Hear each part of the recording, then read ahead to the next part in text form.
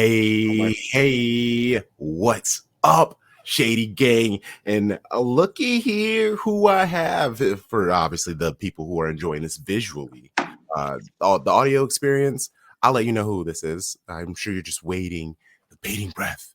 It is 9320's own Ahsan Naeem, the legend. He's doing big things. If you're tapped into him, I'm just super excited. I'm enjoying seeing it from the outside. I don't even want to know detailed what he's up to because I enjoy the fan part, but he's just doing great things. How are you doing, my friend? I'm doing pretty good. Thank you for getting up so early to do this. Yeah, for people listening, it is currently 6 a.m. where I am, 6 a.m. Central Time. But it's nice midday where he is. Other than the weather's probably significantly better as well. What is the weather like where you are? It is currently 34 degrees. This is What Fahrenheit, is that? Celsius. What? Ugh, making me Cold. yes. Yeah, it's cold. No, it's not too cold here. I'm in Ibiza, so it's not too bad. That would be 1 degree Celsius. Oh yeah, no. We've got 19 more degrees of Celsius than that. Yes, yeah, I'm very jealous then. Okay, let's get into it. Well, you're gonna be recording 9320. I don't want to dive too much into all this chaos that is City, but what after? Let's focus specifically on the 25-minute run of just letting 3 goals through. What's just your shallow thoughts on everything? I don't know. Like I don't. I prefer to focus on the first 70 minutes of the game. I Oh, think that it was probably for 70 minutes the most stable that we've been yes. tactically in terms of the way that we moved the ball. I felt as though they were beginning to believe in themselves a little bit more from an attacking point of view. Obviously, early scoring helps a lot. Um, yeah, like I thought the performance felt like a really big step in the right direction until Guardiola's mistake. Mistake. So you're just giving him one mistake because I feel like 2 of those goals you could tie directly to. Yeah, but you know what? Look, I'm maybe because I'm old, right? But there are players who I feel comfortable criticizing, and it generally depends upon their age and their experience. That's fair. And I look at somebody like Josko, and I just go, you know what? Considering the first 2 months of the season, I thought he was probably our best player. That's Um, it would be really hard for me to go in on him 2-footed, and I think that the mistakes in isolation don't aren't the problem. I think the problem is the lack of composure and the lack of nous that the more experienced players on the pitch showed in the last 20 minutes. I think something that I've always said about City is that City are not very good at trying to sit on a lead, right? yes. And I think that you almost need you need like a kind of collective agreement. If you're going to try and sit on a lead, then you need the 10 outfield players to go, you know what, we are going to drop the line by 10 yards here. Forget about what Pep says. If we're just going to play this out, we'll play it out on the edge of our own penalty area, keeping the football, not doing anything stupid, but making sure that the penalty box is fully protected. The kind of half and half of like, yeah, we're kind of going to see this out, but we're also going to attack when we can. And I don't know, it felt a little bit like when the first goal went in, nobody on that pitch with experience. Because I think one of the things that we tend to do is we tend to look at managers like they are guys playing FIFA with a controller where they can kind of control the players. Mm-hmm. It's not really how it works. You expect your most experienced players to solve problems on the pitch as they begin to occur. And I don't think at any point I think one of the big problems has been that our most experienced players have been the worst performers individually and collectively over the last 4 or 5 weeks, and a lot of their confidence is on the floor, and it's hard to know if they've run out of legs, if they're just lacking in confidence, if they are, unhappy at playing as much as they're playing. I don't know. I don't know what it is, but I've never looked, not since Guardiola's first season, have I looked at the City team and thought, wow, they need new players. They need new blood here. And that's kind of what it feels like right now. Okay. I'm not going to respond to anything because if we do, we'll be here for. Yeah, honestly, I'm with you on a lot of it. Yeah, honestly, I'm not as hard on the team as some people are being. You could see with Grealish back and Nunes being able to be in the midfield, that did rectify a lot of problems. And the passing, it was even the small thing, like they were just making an extra pass when that people were trying to close in on them, where it would just neutralize because they would just what we're used to in Barca, just the triangles, just passing in circles sometimes. But a player gets tired of chasing after you, and there was a sense of calm and control, like you said, in those first 70 minutes that I was overjoyed. And I think that's really what hit the hardest with those 3 goals, because I had felt the team that I used to know, that I've seen win all of these titles. That's what that team felt like for a good at least 30 minutes, where they seemed confident, they seemed clean, there was chances and all that. Then all of a sudden it's just like, who's this stranger? This is who we've been seeing all this season. Why is this person back? And I know it's going to take time. It's a matter of confidence, focus. I feel like it's just a combination of all of the things, honestly, and we will get there. And sorry, go for it. I kind of liken it to, there's a game in, I want to say 2021. I think like in December of 2020, City go and play West Brom away, and they draw 1-1, right? And I think that it's in a period where even if results are okay, it feels like City aren't playing well, and they've drawn a lot of games for that period of the season. Between the start of the season and December, they've drawn a lot of games, and it feels like they're out of the title race. And I remember West Brom. I remember it because we drew, and Pep was kind of angry afterwards. But I remember thinking, like, yeah, but we look like City again today. And that's kind of the thing about last night, that for me, we look like City. So I feel like if I recognize the team, if I recognize the style of play, if I recognize the good qualities that Pep has built, then, the kind of individual stuff, that's the ebb and the flow of a season. I think that the big conversation, and it is a big conversation, the big conversation is about the size of the squad and the depth of the squad. And when you don't have a big squad and you don't have depth in a squad, then you only need 2 injuries to create an intense workload for a small group of players. So Guardiola, I think, has played almost every minute of every game, right? Normally, when his form falls off a cliff, you take him out and you put somebody else in for a minute, especially with a young player. He hasn't had that opportunity. So the conversation, I think, moving forward has to be about the size and the depth of the squad and the age of certain players, without picking anybody out in particular. I think anybody 30 plus, me personally, I think it would be unprofessional if the club themselves didn't have a list of players who were 30 and over, and were going, how do we transition from these 7 players to 7 new players over the next 2 years? And how do you begin that process and not have to do it all in one go.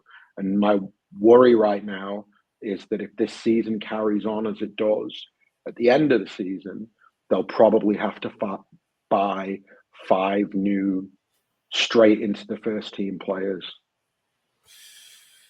Yeah, it is obvious something has to be like not changed or overhauled, but there needs to be tweaks. Does I don't think this is a one-off. I think this is a change of the game. We have the Club World Cup coming. Like, I don't know if obviously the intensity of football it's growing. More matches that like the small club. We understand. I understand Pep's logic through it. You want to give players playing time, keep them happy. Maybe you just need to bring in someone on the coaching staff level who that's just their whole thing is man management, and have a few more players and have that guy who can just talk people off of hills. But yeah, just want let's keep it moving to actually let's dumb it down a little bit before we kind of get into some craziness, because I want to actually get your quick thoughts on kind of like APT and that nonsense and 115. Especially because it's fun stuff. But honestly, these are things that you talk about very often in your very sophisticated class 9320. But over here, that's not really the vibes we do. So I know our listeners will very much enjoy. And honestly, I don't even want to like dig into the weeds of it. I just want to talk smack about just how much bullshit, and it's just marketing phrasing from Arsenal and all these other teams with the shareholder loans that they do it the right way. And so like it's just all the information that just comes out, it just kind of pisses me off, because we knew the 115 and all this other stuff, the behind the scenes stuff, is all lies. Yes, it's things to make them feel better about themselves. But now that we're getting to see a little bit more behind the scenes, it's just like, bro, what are y'all doing? But first, what is something that you feel in the sport of football, can be anything, just like a wide open net, that you feel is underrated about the sport of football? You mean the actual game or just the experience? It could be actually kits, culture, a chant, a rule. Okay. It could be, yeah. I think probably the most overrated thing about football is alcohol. I think I grew up in a culture where part of going to the match was drinking a lot. And it's something that I never really, it's not to say that I haven't done it in moments, but it was never really something that I particularly enjoyed. And I still don't particularly enjoy it because I really love the sport as a spectacle. And I think that when you're 5 pints deep, you're not really watching the game. You're kind of there for, you're there to watch the game, but it's a different experience. Yes. So, like, it's not like, for me, a football game is not like a club night or a concert where you can kind of go and lose yourself in the music without watching it. I think that's a different thing. I think that to absorb a game of football, you have to watch it. And so yeah, I think alcohol is probably the most overrated thing. What is the most underrated thing about football? The community around it is probably the most underrated thing. And I mean that in the wider sense, that not necessarily because I think for local supporters, it's the community is part of why you do it. But I think that as the sport has grown, one of the most underrated things is the fact that, you can sit in a bar in Texas or sit in a restaurant in Texas, and you'll have a guy who you have absolutely nothing in common with come up to you and say, "You're a Man City fan." And that will immediately bond you in a way which is quite rare. I think some musical artists have that. I think that they create a community around them that transcends the artist, but I think football does that a lot more. It kind of transcends the club. It just becomes about the shared experience and the idea of shared community. So there you go. There's my underrated, overrated. Bing, bang, boom. I like that. I will go with the overrated with alcohol because I mean I wasn't drinking, but I was drunk with emotions and at the end of the match where how we gave up the goals, how everything happened, I couldn't remember. I legitimately rewatched the second half at a bar last night. Shout out to Ben River. That's where I host the watch parties and they sponsor the network and stuff. So I try to just go there, hang out, and yeah, I just was sitting at the bar. My laptop is on the bar and I'm just power drinking while watching my team fall apart. It was an experience, but yeah. And then obviously community, we being so far away, that was one of the things that I knew was pivotal in order for us to grow if that was something that we wanted to do. Yeah. But just to make the experience better, especially I stay at home most of the time until now, but I would for years I just stayed at home, or if I went somewhere I was the only person watching the game. So I could hear the crowds chanting, and I yearned for years. I yearned for that community because I wasn't really aware. I wasn't a big Twitter person. This is within the last like 4-5 years that I've really gotten into it, and I wasn't aware of the Man City community. And I listened to the podcast, but I didn't know. I've never really done Blue Moon Forum, so like everything, I'm still learning things. I'm still connecting with people. Very much new to everything. So I agree. This community it's been so fun, and yeah, I've been appreciating every moment. Okay, let's get into Phil Foden. Everyone always I love talking about Phil. he's been with City, came out what was like 16 years in 117 days. It was something crazy like that. That when he first premiered Champions League match, I believe it was. But anyway, he's 24 now.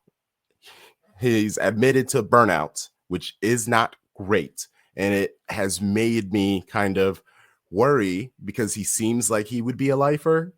That also is not a thing in the sport nowadays. And the idea of burnout, it just means you're kind of tired of the repetition, which worries me and makes me think, do you see Phil staying in Manchester City forever? Or could the fact that this burnout, a change of scenery is great, is almost needed for Yeah, but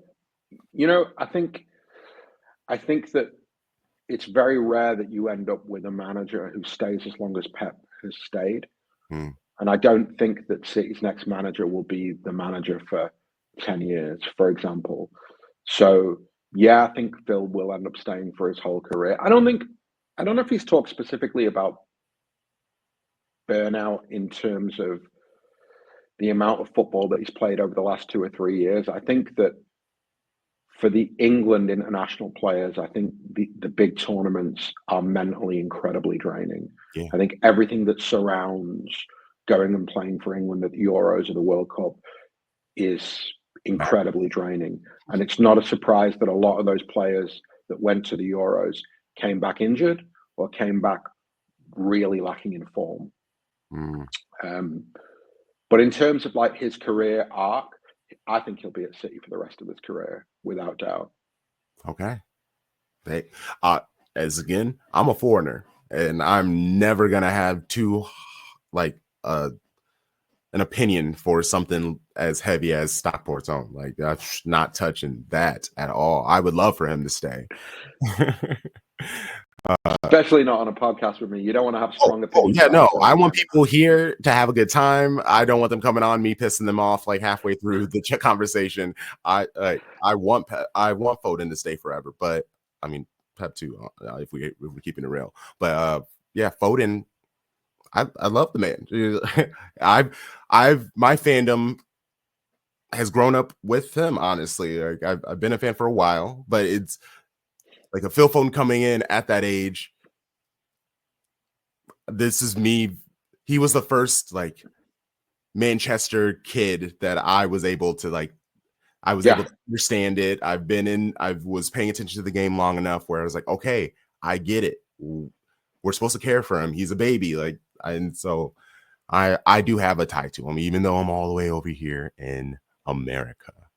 Um, There was a player that played for City called Michael Johnson, and I yes. think that I'm overly protective of Phil because of the potential that Johnson had and the kind of direction that his career took. Um, I think that that's why the way Pep eased Phil into the team is something that I respect. The way that he has sort of protected him in terms of at a lot of other big clubs in England, a player like Foden would become like the lightning rod for everything good and everything bad that the team did because he's like local. Like Saka's a great example, right? Mhm. The kind of Arsenal Saka thing is quite unhealthy because it's like the everything is seen through the prism of how well Saka does or doesn't play, and that's the burden that you carry as somebody who's come through the academy. And I think with Phil, thankfully, it's never really been like that.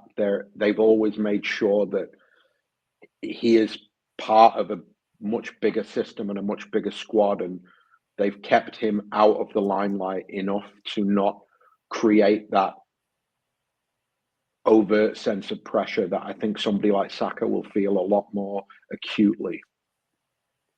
Yes. Oh man, it's yeah. One like so are you saying once Foden gets his own special what's a can't be a sauce. What's in a gravy? Can we give Phil Foden his own gravy? And then Definitely. all of a sudden now he just has an immense pressure. And I don't know. I don't know what I Different gravy. yeah. He's oh man. Like how hasn't a place done that? Like obviously it's just gravy, but why not just name Foden's different gravy. I like it. Maybe I'll do it. hey, open. There we go. Yeah. Just give me like 1.5 points of the business and let me eat while I'm over Look at you trying to take business off me. there. Hey, I know the game. 1.5 Call my agent. Talk to my agent. got you. Get your people to call my people. We'll see what we can work out. Oh man. Okay, so APT.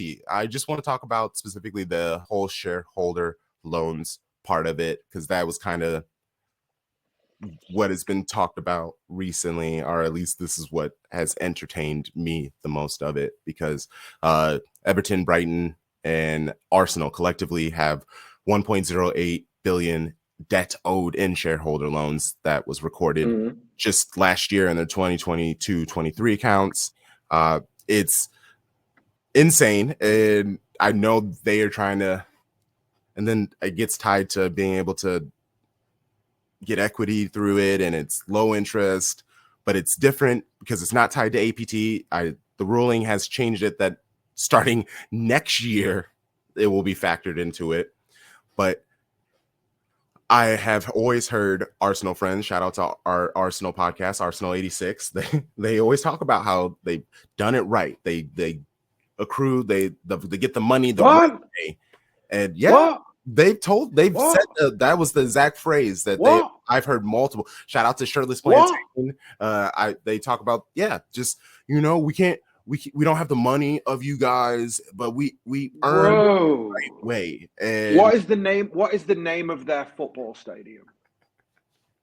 oh, What's the name of their football stadium? I know. Right? Yeah. Emirates Stadium? Sound familiar? Are they a state-sponsored club? Oh, Are they a state-sponsored club? Emirates paid for their new stadium. That sponsorship deal effectively paid for that new stadium. Are they a state-sponsored club? Should we look into the morality of having Visit Rwanda on your jersey? I mean, like, look, I don't really get involved in discussions about the relative morality of billionaires, right? Anybody that tells me like my billionaire is better than your billionaire or is morally more good than your billionaire doesn't really understand how you become a billionaire, right? So I can't really argue with people like that. I think the idea of we did it the right way is, it's just words. It's basically a collection of words. Yeah. It's like me saying here on this podcast, I'm a really good guy and I've never hurt anybody in my life. Right. They're just words. Like, I can say it. Is it true? You don't know. I don't know. Right. Like, it's there's a kind of, for me, there is no like, you right and wrong at top level football is kind of nonsense. The Anybody who understands how the Premier League came into being, why it exists in the format that it does exist in, will understand that it was about a small group of clubs ring fencing money, and they wanted to ring fence that money so that they got more of it as the sport grew. And the kind of marriage between cable television, pay TV in Britain, and the Premier League, they go hand in hand because those two things happen around the same time. So there isn't really anything to be seen about the right and the wrong way beyond capitalism and the idea of being in the right place at the right time, being of the right profile at the right time to be able to stratify your position. That's what, all of what you would consider to be the traditional big clubs, all that happened is the Premier League came into being, the television money went through the roof, European Champions League money went through the roof. These clubs that were already earning the most money in the Premier League were already playing in European competitions.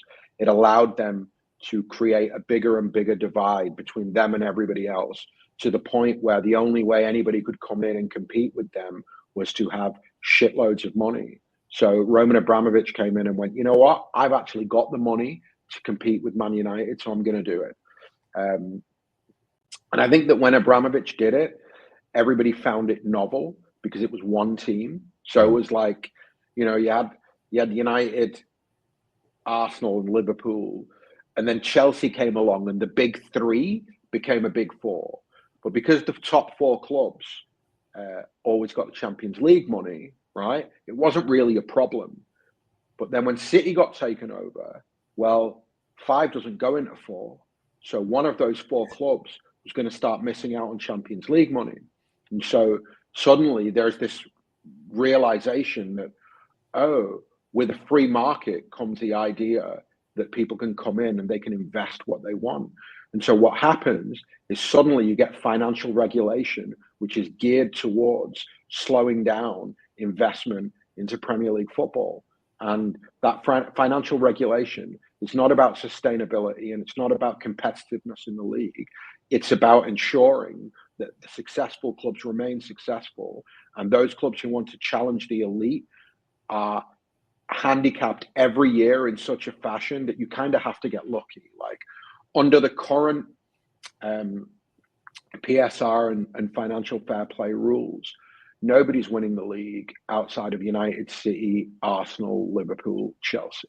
Nobody's winning the league outside of those clubs. It's not going to happen. People are talking about Newcastle. It's not going to happen. Like, the financial regulations don't allow it. So the right way and the wrong way, it doesn't really exist. And you can clip this up and give it to all your Arsenal mates, by the way. They could definitely learn something from everything I've just said. And then to go back to APT, all of this stuff is like so transparently about certain types of ownership, right? Because, like, if I'm a billionaire, right, and I own a sports franchise in the US, there's a pretty good chance that I'm going to be very good friends with the CEO, or in fact the owner of a corporation in a different field from the field that I'm in. So I can own the Buccaneers and I can be best friends with the chairman of Chevrolet, right? Mm-hmm. So I can go to my friend who is the chairman of Chevrolet and go, hey, do you want to come and sponsor my sports team for like, I don't know, a lot of money because we would like that? Yeah. And your dude at Chevrolet goes, yeah, of course, you're my friend. I'll sponsor you, no problem. And that gets done. It's not an associated party transaction because they're just friends. Yeah. Whereas in the Gulf states, where you have a kind of a sovereign wealth fund which invests in many different businesses, yeah, which are all somehow owned by the state. What we're saying with associated party transactions is it's okay for Emirates to build Arsenal a new stadium. It's okay for Qatar Investments to build Barcelona a new stadium. But what we won't allow is for you to own a football team and then help them build a stadium using the same sponsorship channel because you receive the same profile. If you sponsor Arsenal, you sponsor Barcelona, or you sponsor City, or you sponsor Man United, the profile's the same. The eyes that see your business entity, it's kind of the same, right? So the only difference is if Etihad sponsor City, somebody in an office somewhere has decided, well, I'm going to decide the value of that sponsorship. Etihad and Man City don't get to decide that. But if Etihad want to sponsor Arsenal or Liverpool or Paris Saint-Germain, well, they can do that for what they can put whatever money they want in that. Nobody's going to question it because the party is not associated. I mean, it's not really it's people talk about these things like they're the laws of the land, right? They're not the laws of the land. Like the laws of the land, they shift quite slowly and in small, occasionally a law will change slightly. But in the main, the law as it's written is the law as it's been written for decades and decades and decades, right? Murder is murder, manslaughter is manslaughter, yada, yada, yada. You can't compare that to regulation in sport. It's just incomparable, right? How do you say, like, if you say today, well, it's 2024, and in 2024, if an owner invests more than X in their football club, that's cheating. And if you do that and we find it, we're going to strip you of your success. But 20 years ago, right, the same owner investing the same amount has a ridiculous amount of success, and we look back at that success as both legitimate and legacy building. Mm-hmm. It doesn't really make sense to me, and people talk about doping. It's not really doping. The players are not doping. You can't. Football is a fine margin, low scoring sport, right? It's 11 against 11. You can have the most expensive squad in the world and win nothing. Hi, Man United. Yeah. Right? You can spend more money than everybody else to fail. There is obviously some connection between success and investment, but it's just not a guarantee. Yeah. So there is no doping. Financial doping is a phrase that Arsene Wenger coined because he didn't like the fact that City's owners had more money than Arsenal did at the time.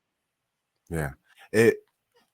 Even looking at the whole doping and money, because Nottingham Forest, you could say that for a couple of years they were doping. They spent good $300-400 million on a squad. They had way too many players, and you see what it got them. They're doing decent now, but it was after they got rid of a bunch of the players that they brought. Obviously, Chelsea, they had to go through all these managers. There's no a good example. Sorry, go on. Brighton, they're an example of someone who can do it the right way because they bring in new players, they get the return in investment, but they still can't seem to figure things out, even with doing the money right. Losing players that I've been asking my Seagull fans for years, hey, when are y'all going to hold on to some of these players and try to make a good big push? But you can't in the way that That's not their so that's not their business model. I So know, one of the things that we have to, but the thing is that actually success isn't really the business model for the modern Premier League club owner, right?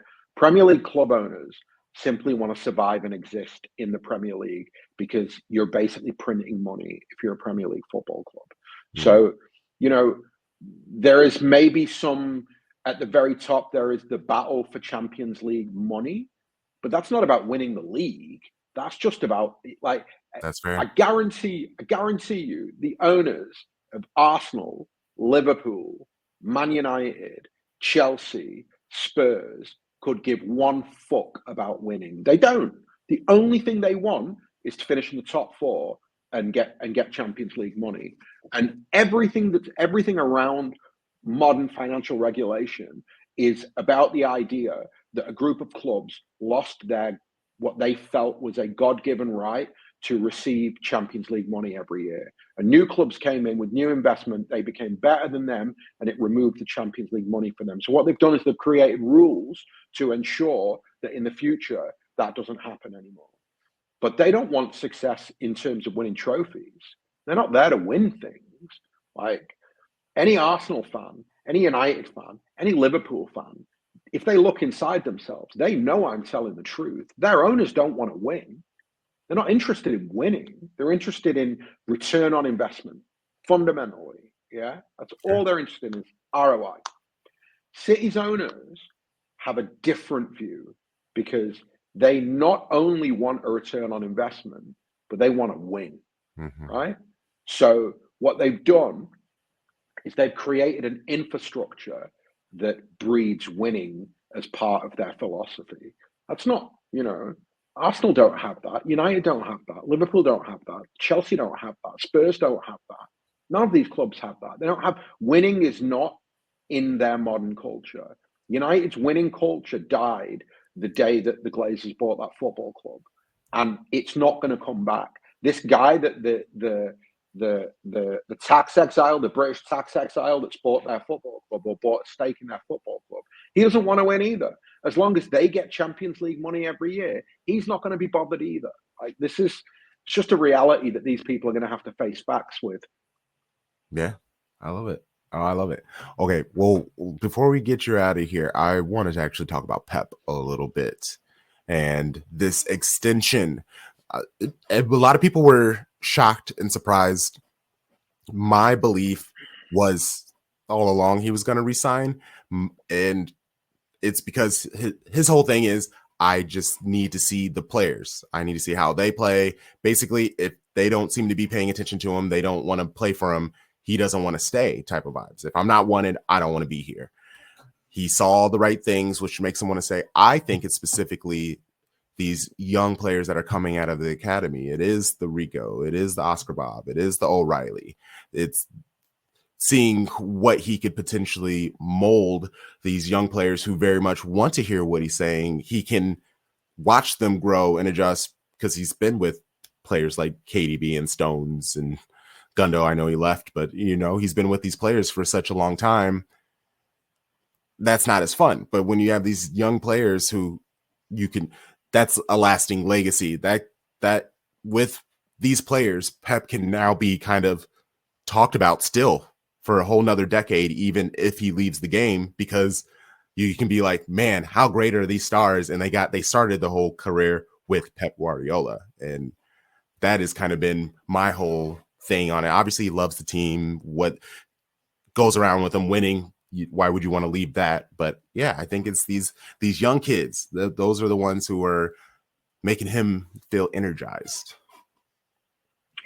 Yeah, I don't agree with that. Sorry.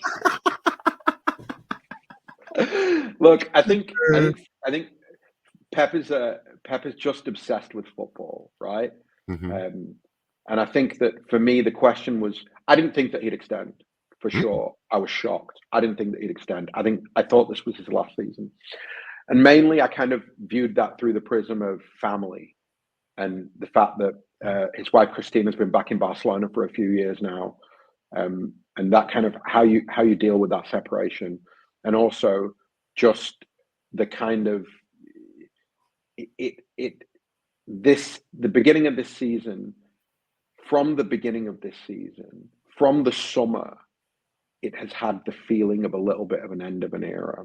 And the reason why I say that is because I think that some of the issues that we see in the squad, right, were there in the summer. And bringing Gundo back felt a little bit like, I'm going to let the next guy rebuild this. Gundo is my guy. I'll bring him back. We'll do this year. I'll see what I can win, and then I'll move on. Oh. But I think that what has happened in the meantime is that there is the realization that, mainly because of Pep's own loyalty to players and his desire for a small squad, I think because of Pep's own decisions, were he to leave at the end of this season, he would leave a team that needs a lot of work. And I think that as the season has begun to unfold and he's grown cognizant of the clear problems in the squad, I think he felt, and he said this himself, that he felt a certain responsibility and a certain loyalty to the club to not leave when the team is like this. And so I think that more than like looking at O'Reilly or looking at Oscar Bob, I think it's more about looking at the squad as a whole and going, I need to leave this squad in better shape for the next guy, because otherwise that's bad for my legacy and it's bad for the club. You said Pep feels bad. This was a sympathy extension? I mean, no. I mean, so hold on. Okay. So Guardiola is responsible for everything that Manchester City Football Club is right now. Thanks to after the owners, right? Everything that City is right now, on the pitch and off the pitch, is Guardiola's doing. And so Guardiola was never going to leave in a moment where he felt it was bad for the club if he left. And so Guardiola's extension is, on some level, an admission on his part that now is not a good time for me to leave. And how you frame that, or how you kind of characterize it, is up to you. You can call it sympathy extension. You can call it unfinished fucking business. Let's go. Hey, you know what? The business isn't done because I let the squad get old, and all these guys that I love, they're all 32, 33. And if I leave now, there's a real risk that I've not left the roots and the platform for the next guy to be successful. And that's part of my job, is to make sure that the next guy is left with the tools to do well. And so I think that's where the 2-year extension has landed from. And I think even the 2 years, I think that's actually a little bit of an admission that, you know what, I do need to rebuild this team before I leave. I need to leave. The average age of this team needs to drop by 5 years before Guardiola leaves. And I think it will, because I don't think in the summer of 2026, in the summer of 2026, I think that by that point, KDB will leave, Bernardo will leave, Gundo will leave, Walker will leave, one of John Stones or Ake will leave. I'm definitely forgetting somebody. Jack Grealish will leave. That's 6. Should we keep going? Kovacic will be gone. That's 7. Should we keep going? I mean, you know what I mean? If you carry a squad of 16, 17 senior players, and 7 of those dudes could be gone in 18 months, that's a job. You know, it's a job that's going to take 2 summers. So I'd be excited by it if I was Pep. I hope that it's energized him. I hope that the struggles that the team have right now have energized him and sharpened his mind to the work that he has to do. I'm sure it has. Love that. Well, I was going to say, are there any players that need to worry because Pep is extended and it just seems like it's all the old players, like they're on watch? Are there any young players that you kind of, actually, I want to get your opinion because everybody loves McAtee so much. And Mm. even my chat with Jack, I tried to be like, hey, I'm not sold on him, and I haven't been sold on him. Okay. I talked about it even when I saw him in the summer. I saw him twice. I love the guy, and there's no doubt that he can make a moment. Like he can make moments, but I don't know. There's just something in translation. There's the small things. And yesterday he didn't do great. And I understand people were like, he had to foul the keeper to stop from them scoring another, but that shouldn't be on him to do that because bro has played like 360 minutes. Like Ortega's played more minutes than him as a backup keeper. So there's a whole other team. Like he's the last person that should be like, all right, I'm going to take the moment into my hands. He should just be trying to focus on playing good football. He was out there just losing the ball and fouling everybody. Just focus on doing the small things that can get you more minutes. And I think that's just like the problem. It's no doubt in talent, no doubt that he is City through and through, but I there's just something that it's just not clicking with me. That's just because he's not played. Like I don't think that particularly as an attacking player, I think that like so to give you an example, Mm, everything you've just said, a lot of people said about Cole Palmer the season mm, before he left. Loads of people were like, he's not good enough. Nobody will admit it now. I remember, I've got a long memory, right? I remember. They won't admit it now, but back then, a lot of people were like, oh, well, he's not good enough to play for City. He's not as good as Phil.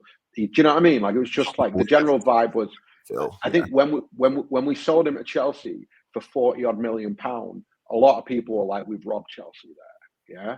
So I don't judge McAtee right now. I don't think that any conversation around a player who's played like 300 minutes in a season like the season that we're having is particularly helpful or healthy because McAtee is McAtee is not what we need to be worried about right now. What we need to be worried about right now are the 32, 33-year olds who are playing like they've never seen a football before or who are playing like they have no legs. Those are serious issues. James McAtee, if the club believe in him, they will try and get him to sign a new contract. If he doesn't sign a new contract, they'll sell him. You know, it's not, I can't like in our current situation, my worry isn't McAtee. That's fair. My That's fair. my kind of I don't think that pointing at him and going, I'm not sure he's good enough, really makes a difference. I'm not sure of the 7 players that I named before. I'm not sure how many of them are good enough or have the legs to continue to play for City, right? And that's a much bigger conversation. It's a much more complicated conversation than is James McAtee good enough? But is he though? I don't know. Because you can't judge a player who's only played 300 minutes. Like, do you know what I Oh, mean? Like, man.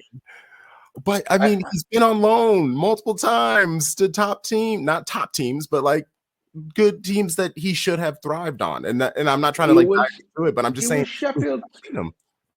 he was Sheffield's most exciting attacking player. Now that's not saying a lot, but it does say that as a 20-year-old, he went to a team that played football that was not really the right style of football for a player like him, and he still managed to be their best or most talented attacking player. And like I don't. So James McAtee is a footballer, like Cole Palmer, like Romeo Lavia, right? Like Taylor Harwood Bellis, like Callum Doyle, like maybe not Liam Delap, but Delap's kind of trajectory has been slightly different. But like all those players other than Delap that I named, he's a player who will sign for a Premier League club and will immediately, after 3 months, look like one of their best players and be playing every single week.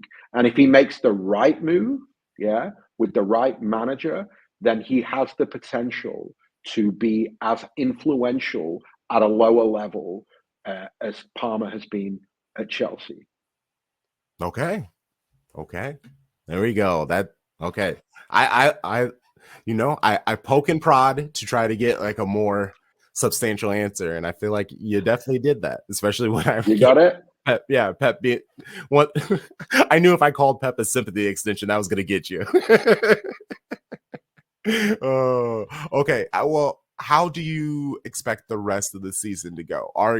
Do you I obviously expect is a tough word. I've had people come at me because if you expect success, then you seem fake. But with a team that has had as much success, it's not the expectation is to keep it going, but you don't not expect it. So how do you see the rest of the season going for the club?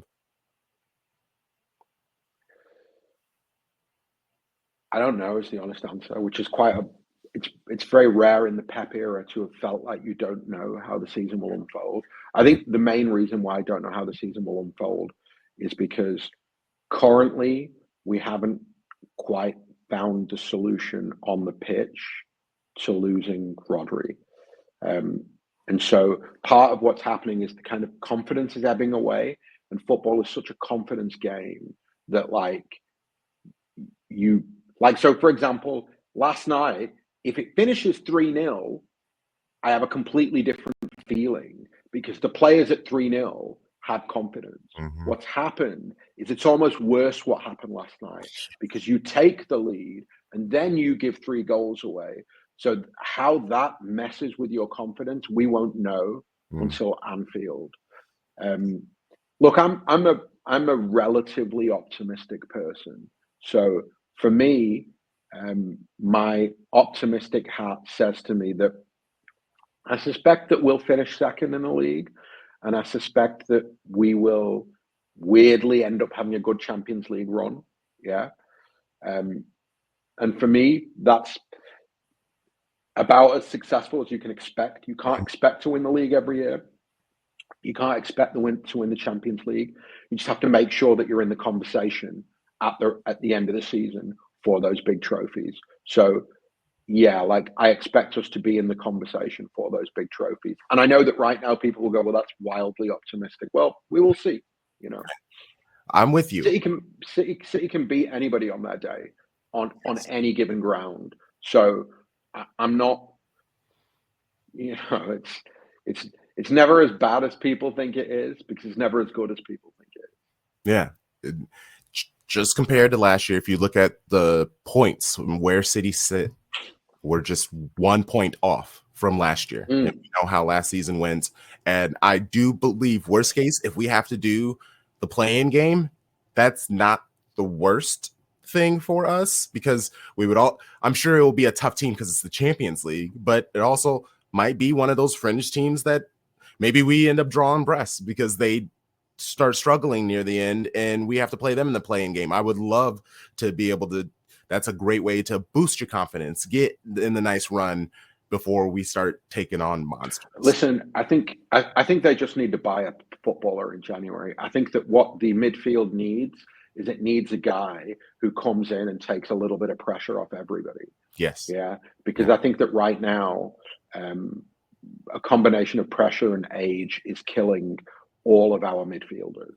Yeah, so De Bruyne, Bernardo, Gundo, Kovacic, they're all being killed by the expectation and the number of minutes that they have to play.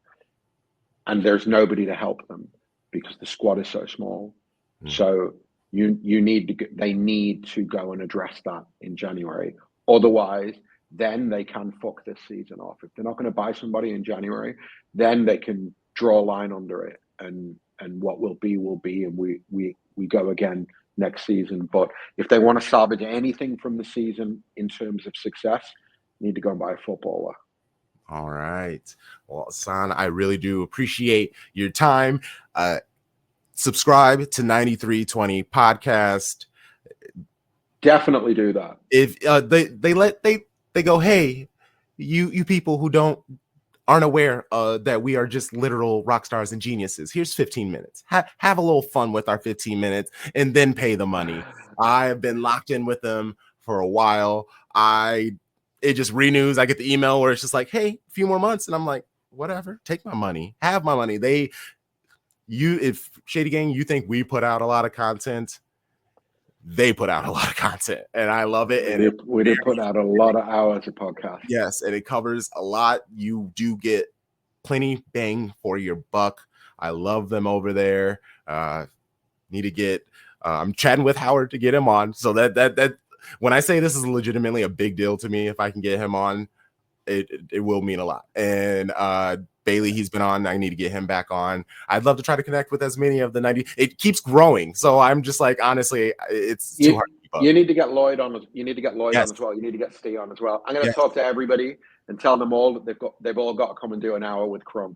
Yes, please. Well, and you're about to go talk to them, so I will let you go. Shady Gang, enjoy this episode. Rate, review, like, 5 stars, all those other things. You know the vibes. Shady Gang, Shady Gang, Shady Gang.